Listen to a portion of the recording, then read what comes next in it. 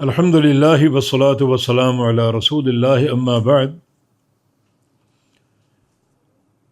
دعاؤں کے سلسلے میں اللہ تعالیٰ کی ثنا، اس کے حمد اور اس کی مدح کہ کچھ کلمات مزید آج پیش خدمت ہیں۔ مقصد یہ ہے کہ ان کلمات میں سے اچھے کلمات اختیار کر کے، سارے اچھے ہیں، جب دعا کرے تو ان کلمات سے دعا کا آغاز کریں۔ اللہ کو اپنی مدح پسند ہے، تعریف پسند ہے، اپنی حمد اس کو پسند ہے، تبھی اپنی تعریفیں وہ خود کرتا ہے اور قرآن اس سے بھرا پڑا ہے۔ یہاں بھی کچھ کلمات پیش خدمت ہیں جو مسنون ہیں اللہ تعالیٰ کی حمد اور اس کی ثنا اور اس کی تعریف کے تعلق سے۔ لا الہ الا اللہ وحدہ لا شریک لہ لہ الملک ولہ الحمد وہو علی کل شیء قدیر، سبحان اللہ والحمد للہ ولا الہ الا اللہ واللہ اکبر ولا حول ولا قوة الا باللہ العلی العظیم۔ یہ کلمات ثنا ہیں اللہ رب العزت کے۔ یہاں بھی آغاز اللہ تعالیٰ کی توحید کے عقیدے سے ہوا ہے۔ لا الہ الا اللہ، نہیں ہے کوئی معبود حق الا اللہ، سوائے اللہ تعالیٰ کے۔ اللہ تعالیٰ ہی معبود حق ہے، سچا معبود ہے، اس کے سوا کوئی معبود نہیں ہے۔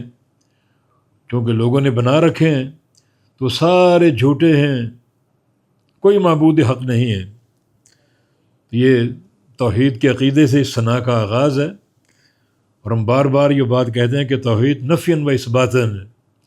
لا الہ میں نفی ہے، الا اللہ میں اثبات ہے، اور نفی اور اثبات کے بغیر توحید کا عقیدہ پورا ہو ہی نہیں سکتا۔ ایک اللہ کو ماننا، ایک اللہ کا اقرار کرنا، ایک اللہ کی تصدیق کرنا، ایک اللہ کی عبادت کرتے رہنا، اتنا کافی نہیں ہے جب تک ہر غیر اللہ کا انکار نہ ہو۔ وَلَقَدْ بَعَثْنَا فِي كُلِّ أُمَّةٍ رَسُولًا أَنِ اعْبُدُوا اللَّهَ وَاجْتَنِبُوا الطَّاغُوتَ، ہم نے ہر قوم میں رسول بھیجا اس دعوت کے ساتھ کہ ایک اللہ کی عبادت کرو۔ اتنا کافی ہے؟ نہیں، وَاجْتَنِبُوا الطَّاغُوتَ، ہر طاغوت سے بچو، ہر طاغوت کا انکار کرو، ہر غیر اللہ کی نفی کرو۔ تو عقیدہ توحید نفی اور اثبات کے ساتھ۔ لا الہ کلمہ نفی ہے، کوئی معبود نہیں ہے، کوئی سچا معبود نہیں ہے، الا اللہ کلمہ اثبات ہے، صرف ایک اللہ ہی معبود حق ہے۔ وحدہ لا شریک لہ، وہ اکیلا ہے، اس کا کوئی شریک نہیں۔ یہ پچھلے جملے کی تاکید ہے۔ وحدہ تاکید ہے الا اللہ کی، اور لا شریک لہ تاکید ہے لا الہ کی۔ یہ توحید کے عقیدے کو ایک موقت انداز سے مزید پختگی کے ساتھ پیش کیا گیا، اور تاکید کے انداز میں کہ وہ اکیلا ہے، اس کا کوئی شریک نہیں ہے۔ جتنے معبود سارے معبود باطل ہیں، وہ اکیلا معبود حق ہے۔ اس بات کو دل و جان سے قبول کر کے اپنے اندر بٹھا لو، یہ تمہارا ایمان کا حصہ ہے۔ لہ الملک، اسی کے لیے ساری بادشاہت ہے۔ لہ الملک یعنی جار مجرور کی تقدیم کلام میں حصر پیدا کر رہا ہے، معنی اسی کے لیے ساری بادشاہت ہے، کسی اور کے لیے کوئی بادشاہت نہیں۔ قرآن نے من قطمیر کہا ہے، جن کو اللہ کے سوا پکارتے ہو وہ تو کھجور کی گٹھلی کے چھلکے کے بھی مالک نہیں ہیں۔ تو لہ الملک اسی کے لیے بادشاہت ہے، اس اکیلے کے لیے، کسی اور کے لیے نہیں ہے، کیونکہ توحید کا پورا عقیدہ نفی اور اثبات کے ساتھ ہے۔ لہ الملک، اسی کے لیے ساری بادشاہت ہے، کسی اور کے لیے نہیں ہے۔ وَلَهُ الْحَمْدُ، اسی کے لیے ہر قسم کی تعریف ہے، حمد مطلق اسی کے لیے ہے، کسی اور کے لیے نہیں ہے۔ وہی نفی اور اثبات کا عقیدہ۔ اور یہ کلمات اتنے افضل ہیں، ان بعض حدیث ثابت ہوتا ہے کہ اللہ تعالیٰ ان کلمات کا جواب دیتا ہے۔ جب بندہ کہتا ہے لا الہ الا اللہ، اللہ فرماتا ہے صدق عبدی، میرے بندے نے سچ کہا۔ لا الہ الا انا، میرے سوا کوئی معبود نہیں۔ بندہ کہتا ہے وحدہ لا شریک لہ، اللہ فرماتا ہے صدق عبدی، میرے بندے نے سچ کہا۔ انا وحدی لا شریک لی، میں اکیلا ہوں، میرا کوئی شریک نہیں ہے۔ جب بندہ کہتا ہے لہ الملک ولہ الحمد، اللہ فرماتا ہے صدق عبدی، میرے بندے نے سچ کہا۔ لی الملک ولی الحمد، ہر قسم کی بادشاہت میرے لیے ہے، ہر قسم کی تعریف میرے لیے ہے۔ ایک مکالمہ بندے اور رب کے درمیان۔ تو کتنے بابرکت یہ کلمات ہیں. بندہ یہ کلمات کہتا ہے، اللہ سے گفتگو کر رہا ہے اور اللہ باتوں کا جواب دے رہا ہے. کتنی بڑی خوش نصیبی ہے کہ ایک بندہ اللہ تعالیٰ کے سامنے، اللہ اس کو دیکھ رہا ہے، اللہ اس کو سن رہا ہے، اللہ اس کی بات کا جواب دے رہا ہے. کتنی بڑی نیک بختی اور یہ سعادت کی بات. وَهُوَ عَلَىٰ كُلِّ شَيْءٍ قدیر، اور وہ ہر شے پر قدیر ہے، قدرت رکھنے والا. کوئی شے، کوئی ذرہ اس کے احاطہ قدرت سے باہر نہیں ہے.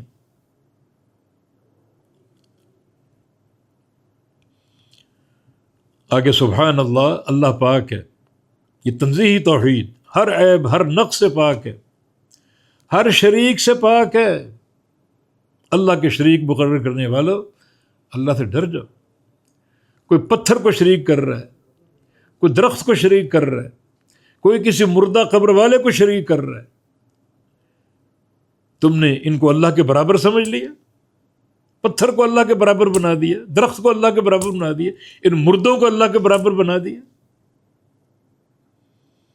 اللہ پاک ہے، ساری قدرتوں اور طاقتوں کا مالک ہے. وہ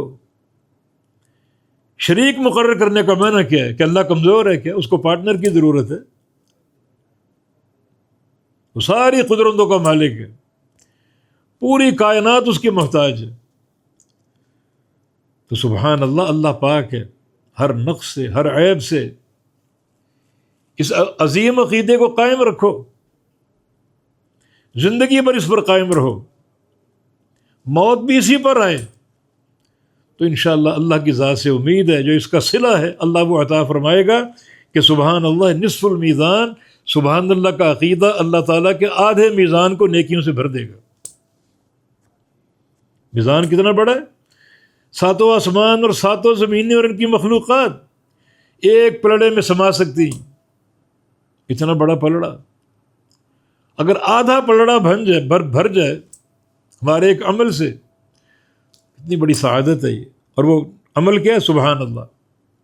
اس کو سمجھو، اس کا ادراک لو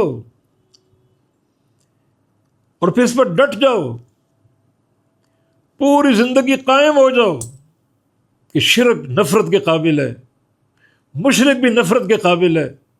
نہ شرک سے دوستی، نہ کسی مشرک سے دوستی. الولاء والبراء کا عقیدہ اللہ پاک ہے.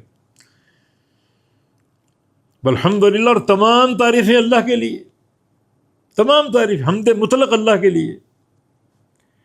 یہ اثباتی توحید ہے، حمد مطلق. اللہ اپنی ذات میں، صفات میں، ناموں اور کاموں میں یکتا اور اکیلا ہے، کوئی شریک نہیں. جب کوئی شریک نہیں تو ہر حمد اللہ کی. اگر کوئی شریک ہو تو کچھ حمد اس کو دینی پڑے گی. کوئی شریک ہے ہی نہیں تو پھر ساری حمد، ساری تعریف اور ثنا اللہ کے لیے ہے. اور حدیث میں تک الحمدللہ باقی آدھے میزان کو بھر دے گا. اس عقیدے پر قائم ہو جاؤ. اللہ اپنی ذات اور صفات میں، اپنے سارے کاموں میں، اپنے سارے ناموں میں اکیلا اور یکتا، کوئی اس کا شریک نہیں. جب اکیلا اور یکتا ہے تو پھر وہی ہر طرح کی تعریف کا مستحق ہے. جب کوئی شراکت ہے ہی نہیں تو کسی کی کیا تعریف ہوگی؟ اگر یہ عقیدہ قائم ہے مرتے دم تک تو یہ عقیدہ اللہ تعالیٰ کے باقی آدھے میزان کو بھر دے گا. یہ دو ہی جملے اللہ تعالیٰ کے پورے میزان کو بھرنے کے لیے کافی. ولا الہ الا اللہ، کوئی کلمہ توحید، اور نہیں ہے کوئی معبود مگر اللہ. نہیں، توحید نفیاً و اثباتاً. باقاعدہ یہ ذکر افضل الذکر کہا گیا ہے اس کو.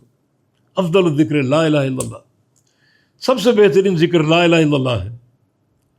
اور اس دعا میں یہ شامل ہے، سفیان ثوری کا قول ہے لیس شیء اقطع لظہر ابلیس من قول لا الہ الا اللہ، کہ سب سے زیادہ جس ذکر سے ابلیس کی کمر ٹوٹتی ہے وہ لا الہ الا اللہ ہے.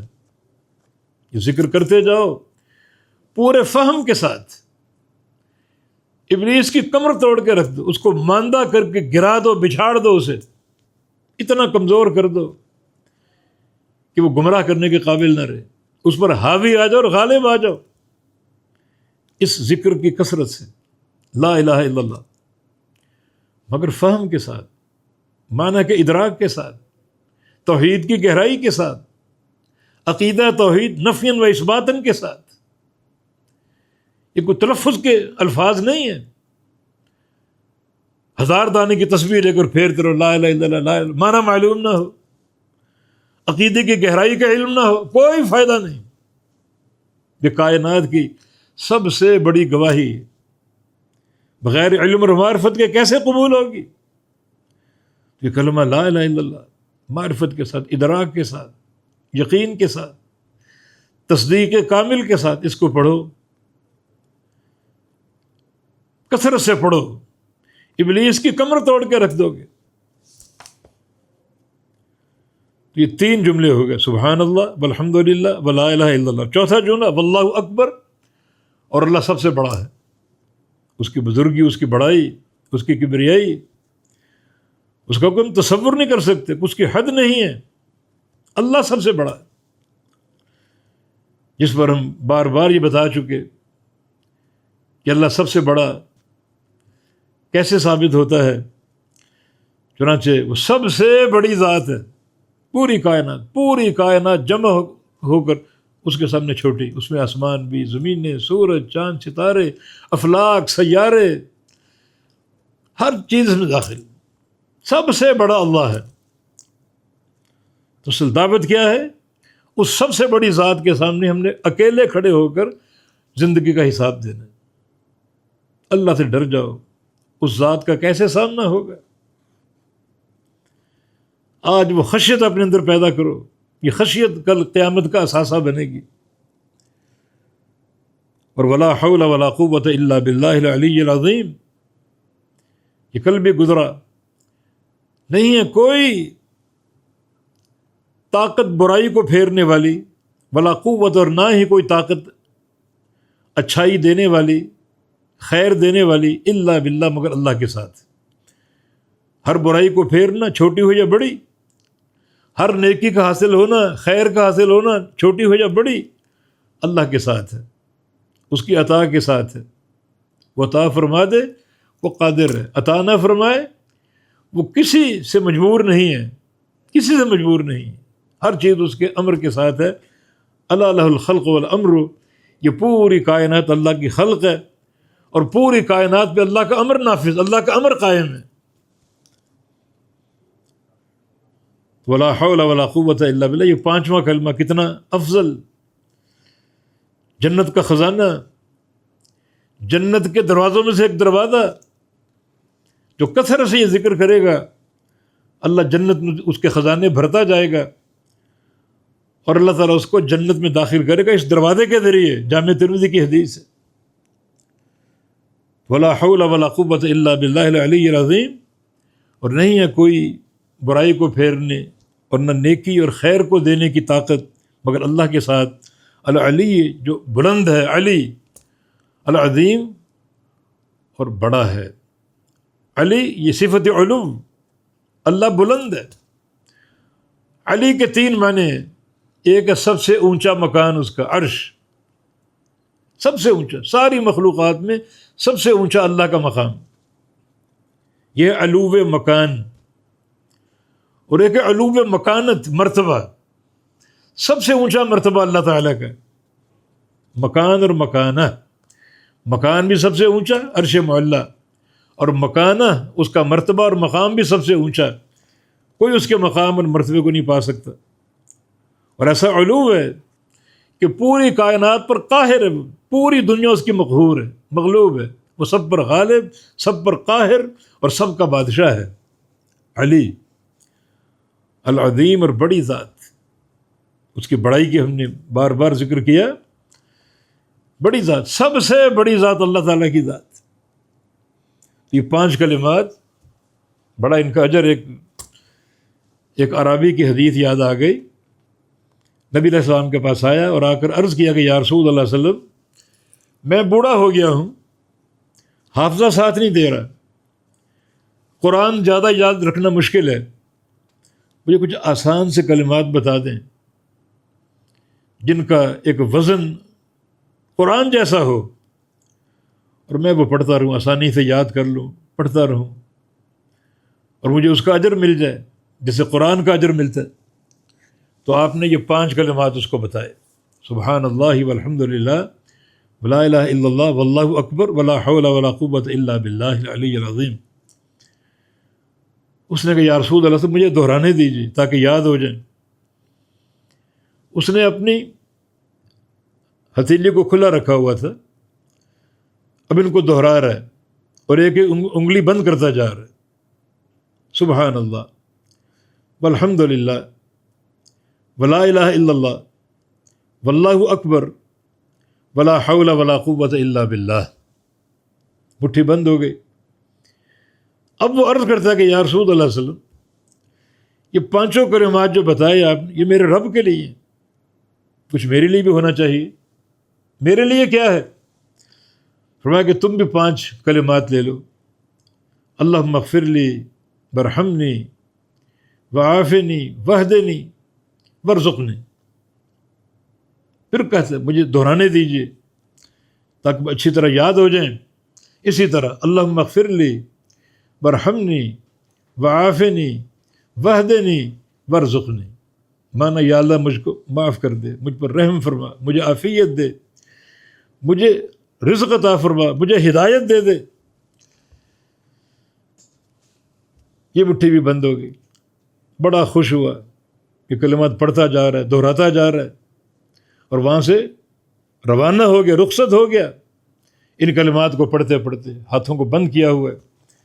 رسول اللہ صلی اللہ علیہ وسلم نے ارشاد فرمایا اما ھذا فقد بلا یدیہ بالخیر، اس شخص نے اپنے دونوں ہاتھوں کو خیر کے خزانوں سے بھر لیا، خالی ہاتھ آیا تھا اور خیر کے خزانے بھر کے واپس لوٹ رہا ہے۔ تو کلمات بڑے عظیم ہیں، یہ خیر کے خزانے۔ ایک مرتبہ صحابہ کرام نبی علیہ السلام کے ساتھ جا رہے تھے، راستے میں سوکھا درخت دیکھا، سوکھے پتے اس کے، چھڑی آپ کے ہاتھ میں تھی، سوچا کہ میں صحابہ کو کچھ وعظ کر دوں اس سوکھے درخت کے تعلق سے۔ آپ نے صحابہ کو روکا اور اس درخت کے پاس چلے گئے، اس کی شاخ پر وہ چھڑی ماری، سارے پتے جھڑ گئے۔ صحابہ دیکھ رہے ہیں، انتظار کر رہے ہیں، کوئی علم آنے والا ہے۔ تب رسول اللہ صلی اللہ علیہ وسلم نے فرمایا کہ میں کچھ کلمات ایسے جانتا ہوں، اگر تم پڑھتے رہو تو اللہ تعالیٰ تمہارے سارے گناہوں کو جھاڑ دے گا جیسے درخت کے پتوں کو جھاڑ دیے۔ یہی کلمات سبحان اللہ والحمد للہ ولا الہ الا اللہ واللہ اکبر ولا حول ولا قوت الا باللہ العلی العظیم۔ تو یہ اللہ تعالیٰ کی ثنا کے کلمات، بڑی ان میں عظمت ہے، بڑی ان میں معنویت ہے، عقیدے کی گہرائیاں ہیں۔ سمجھ سوچ کے پڑھو، ان کو یاد کر لو۔ جب بھی دعا کے لیے ہاتھ اٹھیں تو ان کلمات سے اللہ کی تعریف کرو، اس کی مدح کرو، اس کی ثنا کرو، اس کی حمد کرو، اللہ کو راضی کر کے پھر اپنی حاجات پیش کرو۔ یقیناً اللہ تعالیٰ آپ کی حاجات کو پورا فرمائے گا۔